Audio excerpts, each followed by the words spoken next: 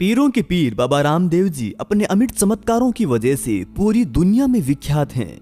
जिनके दरबार में क्या गरीब और क्या अमीर सब बराबर हैं, जहां पर जाने से हर मनोकामना पूरी होती है। बताया जाता है कि बाबा रामदेव ने अपने जीवन काल में कुल 24 पर्चे दिए हैं, लेकिन हम आपको यहाँ बाबा के 5 पर्चों यानी 5 अद्भुत चमत्कारों के बारे में अवगत करवाएंगे, जिनके बारे में आपको जरूर जानना चाहिए। तो बने रहिए हमारे साथ। वीडियो अगर पसंद आए तो वीडियो को लाइक जरूर करें, और अगर आप हमारे चैनल पर नए मेहमान हैं तो आगे बढ़ने से पहले चैनल को सब्सक्राइब करने के साथ ही बेल आइकन को भी जरूर प्रेस कीजिएगा। पीरों के पीर रामा पीर बाबाओं के बाबा रामदेव बाबा को सभी भक्त बाबारी कहते हैं।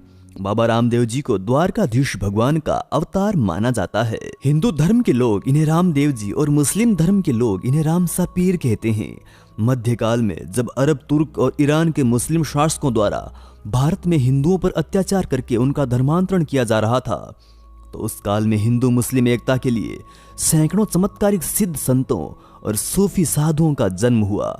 उन्हीं में से एक हैं रामा पीर। सबसे ज्यादा चमत्कारिक और सिद्ध पुरुषों में इनकी गणना की जाती है। हिंदू मुस्लिम एकता के प्रतीक बाबा रामदेव के समाधि स्थल रुणीचा में मेला लगता है, जहां भारत और पाकिस्तान से लाखों के तादाद में लोग आते हैं। कुछ विद्वान मानते हैं कि विक्रम संवत 1409 को उड़ू कश्मीर बाड़मेर में बाबा का जन्म हुआ था, और विक्रम संवत 1442 में इन्होंने रुणीचा में जीवित समाधि ले ली थी।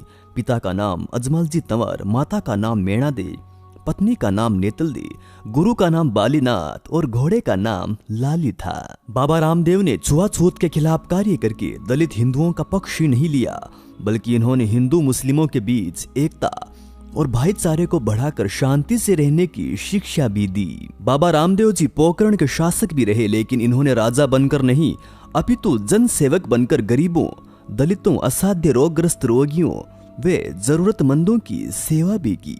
बाबा रामदेव जी जन्म से ही क्षत्रिय थे, लेकिन इन्होंने डालीबाई नामक एक दलित कन्या को अपने घर में बहन बेटी की तरह रखकर पालन पोषण करके समाज को यह संदेश दिया कि कोई छोटा या बड़ा नहीं होता। रामदेव बाबा को डालीबाई एक पेड़ के नीचे मिली थी। ये पेड़ मंदिर से 3 किलोमीटर दूर हाईवे के पास बताया गया है।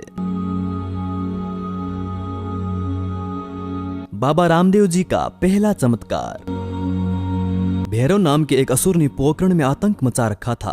प्रसिद्ध इतिहासकार मोहनता नैन्सी के मारवाड़ा परगनारी विगत नामक ग्रंथ में इस घटना का उल्लेख मिलता है। भैरव असुर का आतंक पोकरण क्षेत्र में 36 कोस तक फैला हुआ था। यह राक्षस मानव की गंध सूंघ कर उसका वध कर देता था। यह असुर केवल बाबा के गुरु बालीनाथ जी के तप से ही डरता था, किंतु फिर भी इसने इस क्षेत्र को जीव रहित कर दिया था। अंत में बाबा रामदेव जी बालीनाथ जी के धूणे में गुदड़ी में छिपकर बैठ गए। जब भैरव राक्षस आया और उसने गुदड़ी खींची, तब अवतारी रामदेव जी को देखने के बाद वो अपनी पीठ दिखाकर भागने लगा और कैलाश टेकरी के पास गुफा में जा घुसा।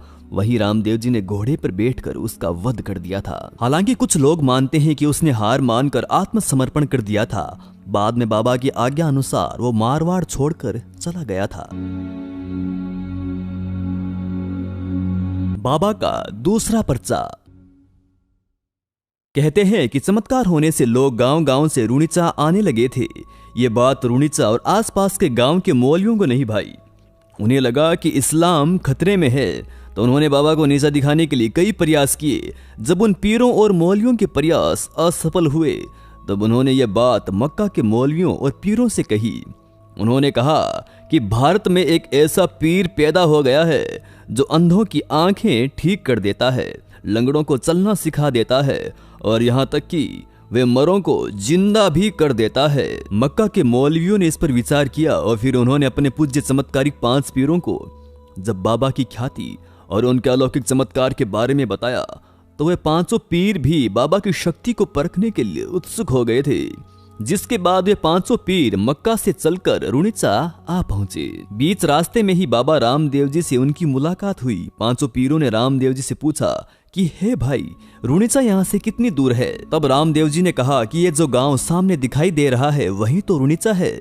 क्या मैं आपके रुणिचा आने का कारण पूछ सकता हूँ? तब उन 500 पीरों में से एक पीर बोला कि हमें यहाँ रामदेव जी से मिलना है, उनकी पीराई देखनी है। तब रामदेव जी बोले कि हे पीर जी, मैं ही रामदेव हूँ और आपके सामने खड़ा हूँ, कहिए मेरे योग्य क्या सेवा है। 500 पीर बाबा की बातें सुनने के बाद कुछ देर उनकी ओर देखते रहे, फिर हंसने लगे और सोचने लगे कि एक साधारण सा दिखाई देने वाला व्यक्ति कैसे एक पीर हो सकता है। रामदेव जी ने उनकी आव भगत की और अतिथि देवो भव की भावना से उन्हें भोजन के लिए आमंत्रित किया। बाबा के घर जब 500 पीरों के भोजन हेतु जाजम बिछाई गई, तकिए लगाए गए, पंखे लगाए गए और सेवा सत्कार के सभी सामान सजाए गए, तब भोजन पर बैठते ही एक पीर बोला कि अरे हम तो अपने खाने के कटोरे मक्का ही भूल आए हैं।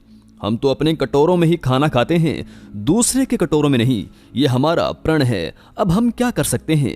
आप यदि मक्का से वे कटोरे मंगवा सकते हैं तो मंगवा दीजिए, वरना हम आपके यहाँ भोजन नहीं कर सकते। तब बाबा रामदेव जी ने उन्हें विनय पूर्वक कहा कि उनका भी प्रण है कि घर आए मेहमान को बिना भोजन कराए नहीं जाने देते। यदि आप अपने कटोरों में ही खाना चाहते हैं तो ऐसा ही होगा। इसके साथ ही बाबा ने अलौकिक चमत्कार दिखाया और जिस पीर का जो कटोरा था उसके सम्मुख रखा गया। बाबा जी के इस चमत्कार को देखने के बाद सारे पीर सकते में आ गए थे। जब पीरों ने 500 कटोरे मक्का वाले देखे तो उन्हें अचंबा हुआ और मन में सोचने लगे कि मक्का कितना दूर है, ये कटोरे तो हम मक्का में छोड़ कर आए थे, ये कटोरे यहाँ कैसे आ गए? तब उन पीरों ने कहा कि आप तो पीरों के पीर हैं। 500 पीरों ने कहा कि आज से आपको ये दुनिया रामा पीर के नाम से पूजेगी। इस तरह से पीरों ने भोजन किया और रामदेव जी को पीर की पदवी मिली और रामदेव जी रामा पीर कहलाए। बाबा रामदेव जी का तीसरा चमत्कार।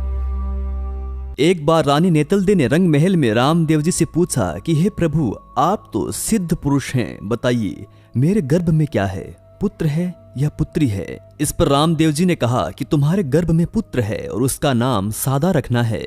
रानी का संशय दूर करने के लिए रामदेव जी ने अपने पुत्र को आवाज दी। इस पर अपनी माता के गर्भ से ही वह पुत्र बोल उठा। इस तरह उस शिशु ने अपने पिता के वचनों को सिद्ध कर दिया। साद अर्थात आवाज के अर्थ से उनका नाम सादा रखा गया। रामदेवरा से 25 किलोमीटर दूर ही उनके नाम से सादा गांव बसा हुआ है।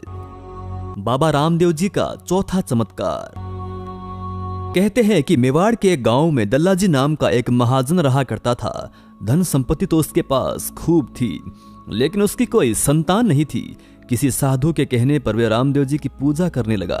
उसने अपनी मनोती बोली कि यदि मुझे पुत्र की प्राप्ति हो जाएगी तो सामर्थ्य अनुसार एक मंदिर बनवाऊंगा। इस मनोती के 9 महीने पश्चात उसकी पत्नी के गर्भ से पुत्र का जन्म हुआ।